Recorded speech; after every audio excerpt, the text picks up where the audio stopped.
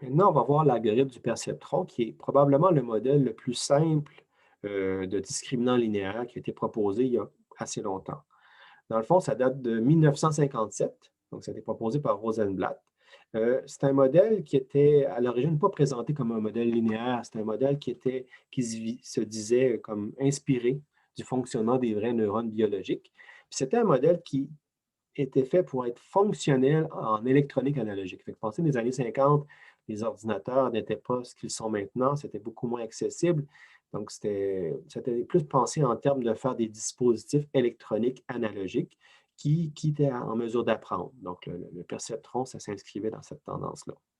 Mais si on revient à notre modélisation actuelle d'une fonction discriminante, ça revient directement à un discriminant linéaire.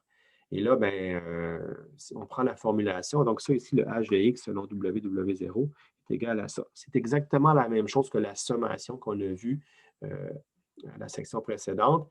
Donc, on change la sommation par le produit du vecteur W transposé avec x plus W0. Et là, ce qu'on dit, c'est que le x provient de la classe C1 si le h est plus grand ou égal à 0, s'il est positif ou égal à 0, et C2 autrement. Donc, il n'y a rien qui change. Là, on a exactement la même formulation de ce qu'on a vu tout à l'heure. Ce qui est spécifique au perceptron, c'est la façon de déterminer les valeurs de W. Donc là, on va tomber sur la règle d'apprentissage du perceptron qui dit, bon, première chose qu'on fait, c'est qu'on suppose que les étiquettes de classe, les RT, sont soit égaux à -1 ou 1. Donc, on ne travaille pas avec des 0, des 1, on travaille avec des -1, 1. C'est nécessaire pour que la formulation mathématique soit valide. Donc, on a des étiquettes qui sont -1 ou 1 selon la classe.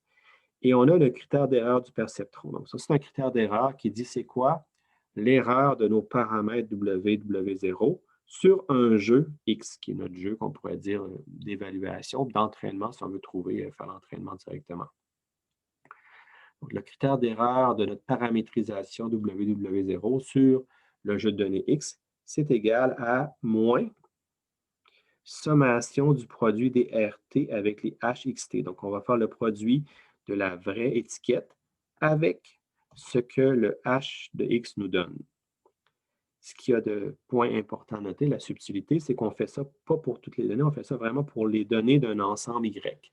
C'est là la clé, c'est qu'on va sommer les produits des RT, HXT, mais seulement pour les X qui sont dans l'ensemble Y. Puis Y, ce gros ensemble Y-là, dans le fond, c'est les données qui sont mal classées. Donc, c'est les données qui font partie de X ici, mais pour lesquelles le produit de R et de HXT est inférieur à 0, est négatif. Quand est-ce que c'est négatif? C'est dans le cas où le signe de H et le signe de R sont différents. Donc, s'ils ont le même signe, c'est le même classement qui est fait. Donc, normalement, R vaut plus 1 ou moins 1. Et H, bien, on dit que lorsque H est positif, c'est C1, lorsque H est négatif, c'est C2. Fait qu'on assigne C1 à 1 et C2 à moins 1. Si le produit des deux est négatif, ça veut dire qu'il y a une non-correspondance, le signe n'est pas le même. Donc, la fonction H ne classe pas la donnée selon avec le même signe que R. Et donc, c'est dans ce cas-là qu'on va ramasser la donnée. Et donc, juste pour aussi bien comprendre la notation d'ensemble ici, on définit que Y, l'ensemble Y, là, en lettres calligraphiques, c'est un ensemble qui est formé des XT dans grand X, donc les X de l'ensemble X, de sorte que, donc ça c'est la barre verticale, RT fois HXT est inférieur à 0. Donc, on va ramasser les X pour lesquels R fois H est inférieur à 0 et négatif, ou égal à 0. Et les X pour lesquels c'est positif, on ne les prend pas. C'est vraiment le sous-ensemble de grand X des données qui sont mal classées. Donc, le perceptron, ben, en termes simples, c'est la somme pour les données mal classées du produit de R avec H de X. On met un signe moins devant parce que ça nous permet d'avoir vraiment une valeur euh, qu'on veut minimiser. Dans le sens, plus que la valeur est élevée, plus que c'est un problème. Puis là, ici, c'est que le fait que le R fois H est par définition négatif, Fait que ça serait toujours une valeur négative qu'on va avoir parce qu'on garde les x pour lesquels r fois h est négatif. Fait qu'en mettant le moins devant, on annule ça, puis là, on dit, bien, nous, ce qu'on veut, c'est que le produit de r fois h moins, là, donc, dans le fond, en annulant le fait que ça soit un signe moins, soit minimisé. On veut donc amener nos x le plus près possible de l'hyperplan. Parce qu'on se rappelle que la distance du x à l'hyperplan séparateur, c'est la valeur de h divisée par le nombre de w. Fait qu'on veut pousser le x vers l'hyperplan pour l'amener à être bien classé. Donc, plus la valeur de r fois h est faible, mieux que c'est, même si la donnée est mal classée. Donc, à partir de ça, on a un critère d'erreur. Donc, c'est bien d'avoir un critère d'erreur parce qu'à partir de ça, on est capable de faire une optimisation.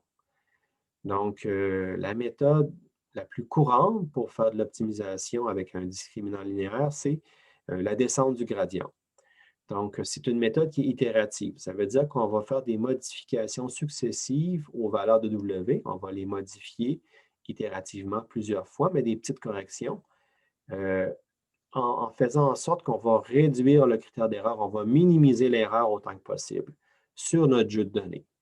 Donc, ultimement, on va trouver les W étoiles, W0 étoile. Donc, ça, c'est la paramétrisation qui devrait minimiser notre erreur qu'on utilise sur notre jeu de données X ici.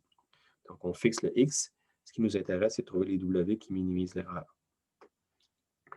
Puis ça, on va le faire par dérivée partielle. Donc, on va faire la dérivée partielle de l'erreur selon les différents paramètres W. Donc, W0 qui est la constante, plus W1 jusqu'à D, donc qui sont les composantes du vecteur grand W. On fait le calcul des D plus une dérivée partielle. Et là, ce qu'on va faire, c'est qu'on va faire des modifications au W dans la direction opposée au gradient. Dans le fond, si on montait le gradient, ce qu'on fait de la montée du gradient, on viserait à augmenter l'erreur. Mais nous, on veut la réduire, l'erreur, fait qu'on va faire une descente du gradient. Fait qu'on va descendre le gradient afin de réduire l'erreur. On peut voir ça, je vais faire pour illustrer un peu, on peut penser qu'on a une espèce de fonction comme ça, que ça, c'est la forme de notre fonction d'erreur ici. Donc, on a l'équivalent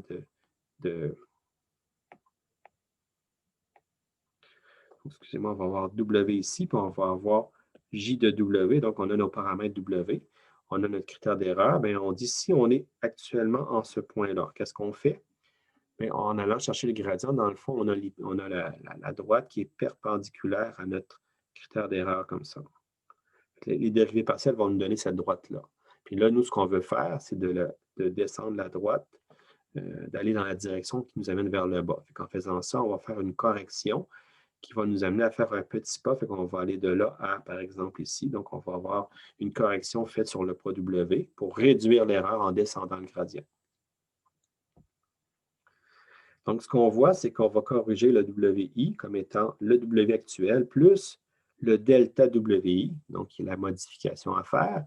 Et ce delta-là, c'est égal à moins, on a ici nu ce qu'on appelle le taux d'apprentissage, dérivée partielle de l'erreur par WI, selon WI. Et ça pour I égale à 0 jusqu'à D, donc pour les D valeurs du vecteur W plus W0. Puis ici, ce qu'on appelle le eta, excusez-moi, ça c'est le eta. Le eta est entre 0 et 1.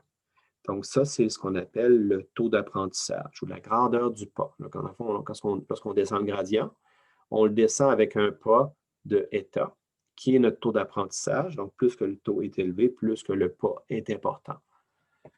Donc, le danger, c'est que si on fait des trop grands pas, ça se peut qu'on se trompe parce qu'on a une vue très locale avec le gradient. Donc, on va limiter notre pas à une valeur qui va être pas trop forte pour éviter d'avoir des problèmes. Donc, si on voit ça ici, imaginez qu'on a une vue de haut, une vue plongeante, puis ça, c'est des courbes de contour, puis on voit vraiment que l'optimum est ici au centre. Donc, vraiment, ici, c'est notre optimum qu'on veut atteindre. Et plus qu'on est éloigné, plus qu'on est sur une ligne de contour éloignée, plus que l'erreur est importante. Et donc, si on démarre ici, on a une certaine erreur. Si on veut descendre le gradient, il faut y aller comme ça. La direction du gradient va être celle-ci. Fait qu'on fait quand même un certain pas qui va nous amener à X1 directement là. Donc, rendu à X1, on est sur cette courbe de contour-là, on voit que le gradient a changé d'orientation. Le gradient est un peu plus tourné comme ça, ce qui nous amène à faire un pas vers x2, et ainsi de suite. Donc là, finalement, on va se retrouver à x4, qui n'est pas encore l'optimum, mais on voit qu'on a avancé vers notre cible ici, qui est l'optimum de la fonction. Et donc, normalement, si on laisse faire suffisamment d'itérations, on va l'atteindre. J'ai une petite animation, là, donc, qui peut l'illustrer. Ce qu'on voit, c'est qu'on a vraiment une fonction avec 3 modes, 3 bosses ici. Puis on veut descendre le gradient, donc on veut aller vers le minimum qui s'avère être à peu près ici. Donc ça, c'est la région où on va minimiser l'erreur normalement. Puis, peut-être pas exactement là, à vrai dire. Si on la regarde bien, j'ai l'impression que c'est dans cette région ici, là, c'est dur à préciser exactement où se trouve le minimum, peu importe. Donc, on a 3 points. On peut dire que les points sont indépendants. On va les présenter les 3 en même temps pour avoir une idée de la descente du gradient. Mais normalement, on a un seul point à la fois. Puis, ce qu'on fait, c'est qu'on va donc déplacer ces points-là en descendant le gradient. Après une itération, ce qu'on voit, c'est que les points seront déplacés de cette façon-là. Localement, par exemple, pour le point ici, localement, le gradient nous disait d'aller dans cette direction-là. Pour ce point-là ici, c'était comme ça, puis pour ce point-là, c'était comme ça. Donc ça, c'est les directions du gradient local. On a donc descendu le gradient, on s'est déplacé dans cette direction-là.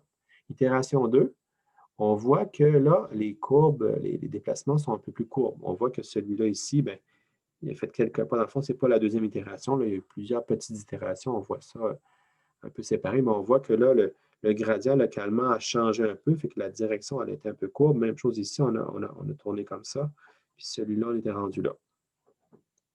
Donc, on a un peu suivi la forme de la courbe de l'erreur ici, en tentant de descendre jusqu'au minimum. Donc, après ça, troisième élément, on voit que là, celui-là ici s'en vient vers le centre. Donc, celui-là ici va vers ce qui semble être le minimum. Celui-là aussi, il va. Mais celui-là ici, il semble être pris parce que si on regarde ça, il y a comme vraiment un petit creux de vallée. Ça, c'est un minimum local. Donc, on voit que notre descente du gradient pour ce point-là semble être pris dans un minimum local. Si on déplace un peu plus, on voit que ça se rapproche.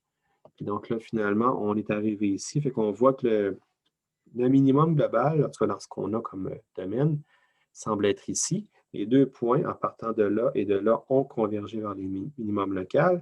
Mais le point ici est resté pris dans cette zone-là ici, donc dans un minimum local. Ici, ça c'est global, ça c'est local.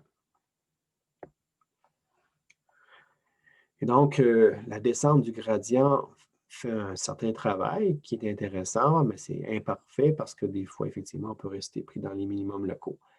Sur un discriminant linéaire, ben, il faut voir ce que le critère d'erreur implique. C'est selon la forme du critère, selon la formulation du critère d'erreur qu'on peut rester pris ou non dans des minimums locaux.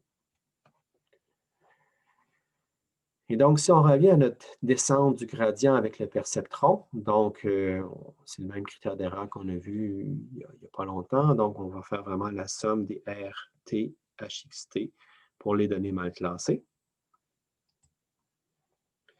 Et donc là, on calcule le gradient. Donc, si on fait un calcul du gradient ici, on va faire la dérivée partielle de notre équation selon WI. Donc ça nous donne moins sommation pour les X dans Y, RT, XIT directement. Et donc, pour W0, c'est la même chose, à la différence qu'on a seulement la sommation des RT pour les X mal classés. On ne fait pas le produit avec XIT parce qu'il n'y en a pas, c'est pour la constante. Donc ça, c'est tout simplement le résultat de la dérivée partielle de l'équation. Vous dites, ouais, c'est une dérivée partielle d'une équation matricielle, en effet, mais si vous utilisez la forme, si on peut dire, avec une sommation et non avec un produit d'un vecteur transposé et un autre vecteur, bien, ça va revenir à ça, ça revient à la même chose. Et donc là, à partir de ça, on a nos dérivées partielles, nos gradients pour les WI et le W0. On est en mesure de faire la descente du gradient avec l'équation qu'on a vue tout à l'heure. Donc, WI est égal à WI plus delta I pour tous les I. Et donc, la valeur de delta I est égale à, bon, pour un I différent de 0, c'est égal à ceci. On va vraiment faire état, sommation pour les X mal classés, RT, XIT. Puis pour le W0, ben, c'est la même chose avec RT seulement. Donc, la règle est quand même assez simple, là. Ce qu'on voit comme résultat, en termes d'implémentation, ce n'est pas sorcier. L'algorithme ressemble tout simplement à ça, de dire que d'abord, on va initialiser les poids W et W0 arbitrairement. On va les donner comme valeur 0. Ça pourrait être autre chose, mais c'est correct de partir avec W0 égaux à 0. Et ensuite, on va répéter. Donc, on va faire une boucle où on va itérer jusqu'à convergence ou épuisement des ressources, où on va avoir WJ est égal à WJ plus état RTXJT. Donc, on a ça ici. Donc, ça, c'est les corrections qu'on va appliquer pour les WJ. Et pour le W0, c'est ceci. Donc, on va vraiment avoir le état, sommation des X dans Y de RT directement. Donc, on va faire plusieurs petites corrections successives. Donc, avec un état qui n'est pas trop gros, normalement, on devrait converger jusqu'à un optimum. Maintenant, ce qui va être local ou global, ça dépend de la fonction d'erreur, ça dépend du problème à laquelle on s'attaque. Et pour vous montrer un peu le genre de résultat qu'on peut avoir, j'ai un exemple ici avec le perceptron sur un cas qu'on dit linéairement séparable. Donc, ça veut dire qu'avec notre modèle linéaire, de discriminant linéaire, on est capable de faire un classement parfait de ces données-là. Donc, on voit qu'on a 3 points qui sont les plus en rouge et 3 autres points qui sont les étoiles en bleu.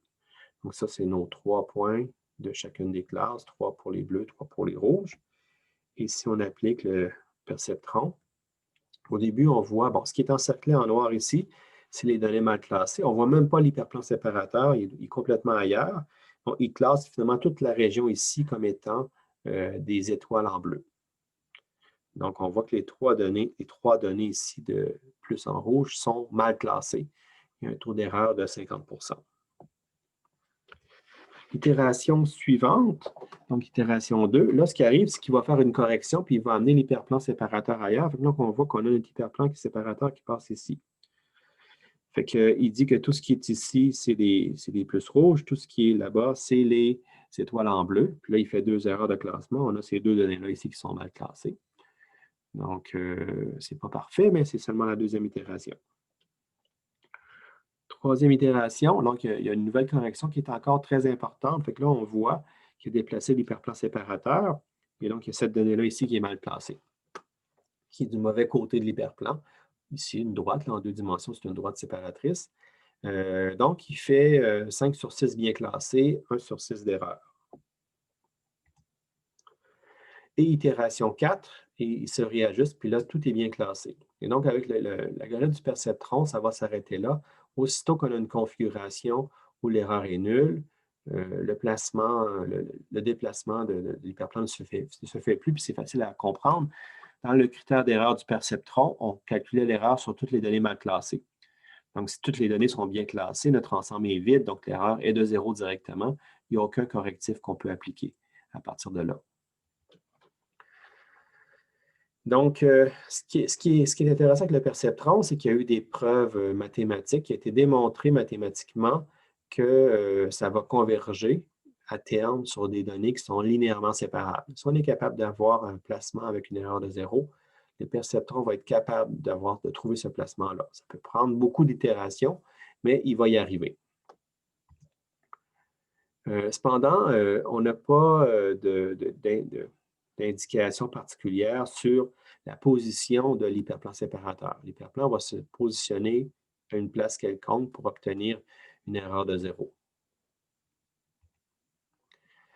Cependant, lorsqu'on tombe sur des données qui sont non linéairement séparables, puis c'est des données qui sont souvent présentes dans la vraie vie, et même sur des données qui sont supposées être linéairement séparables, il y a du bruit, des données aberrantes ou quoi que ce soit qui fait en sorte qu'on peut avoir des cas où ça ne serait pas parfaitement linéairement séparable. Bien, avec le perceptron, c'est dommage, mais il n'y a pas de convergence. Ça ne va pas fonctionner. Puis là, ce qu'il faut voir, c'est qu'il y a une question, entre autres, du critère d'erreur qui a un faible lien avec la nature des erreurs. On va seulement sommer les valeurs de H pour les données mal classées. Et donc, en sommant ces valeurs de H-là pour les données mal classées, on veut minimiser cette amplitude-là. Puis ça, bien, ce n'est pas nécessairement ce qu'il y a de mieux par rapport à faire du traitement, faire du classement. La nature des erreurs n'est pas bien capturée par ça. Un exemple, c'était avec c'est seulement ces 4 données-là. On a 2 données qui correspondent au plus rouge et 2 autres qui correspondent aux étoiles en bleu. Fait qu'on a ces 4 données-là selon 2 classes. Ce qu'on peut voir, c'est que c'est impossible de placer une ligne séparatrice ici en 2D qui va nous permettre d'avoir un classement sans erreur. Il va toujours y avoir au moins une donnée mal classée dans ce cas-ci, peu importe la position de notre placement. Fait que normalement, ce qu'on voudrait faire, c'est de minimiser l'erreur, de trouver le cas où c'est moins pire. On fait peut-être une erreur, mais ça devrait être acceptable. Mais avec le perceptron, ça ne va pas fonctionner. Si je vous montre un peu l'animation ici, c'est qu'on va avoir, donc ici, on a carrément 2 erreurs sur 4 parce qu'il va tout classer en bleu. Il va mettre l'hyperplane beaucoup trop bas. S'il fait un nouvel ajustement, là, donc, il va rajuster en montant ici. Donc là, ce qu'on a, c'est qu'on a 3 erreurs sur 4, c'est encore pire. Ça, c'est l'itération 40. L'itération 60, il revient dans la même position qu'il y avait tout à l'heure. Fait qu'on voit qu'il est en train d'osciller.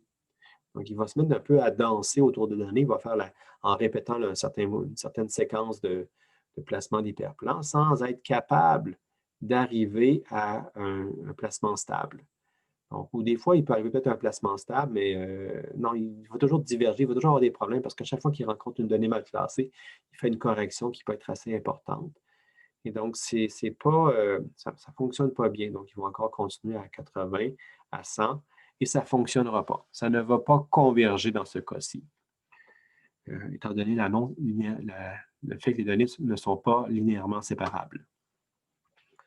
Donc, le perceptron, c'est un bel exemple pour commencer, mais c'est un mauvais exemple pour la pratique. Ça ne fonctionne pas bien pour des données non linéairement séparables. Fait qu'en pratique, ce n'est pas utilisable. Et c'était quand même un travail important lorsque ça a été proposé dans les années 50, mais déjà à la fin des années 60, il y a des gens qui ont ils ont bien expliqué les faiblesses de l'algorithme du perceptron. Puis ça a quand même complètement bloqué un peu le développement des réseaux de neurones artificiels pendant une décennie de par ces problèmes-là. Donc, il a fallu attendre plus tard pour avoir des modèles qui géraient bien les données qui sont non linéairement séparables, ce qui est arrivé plus dans les années début 80.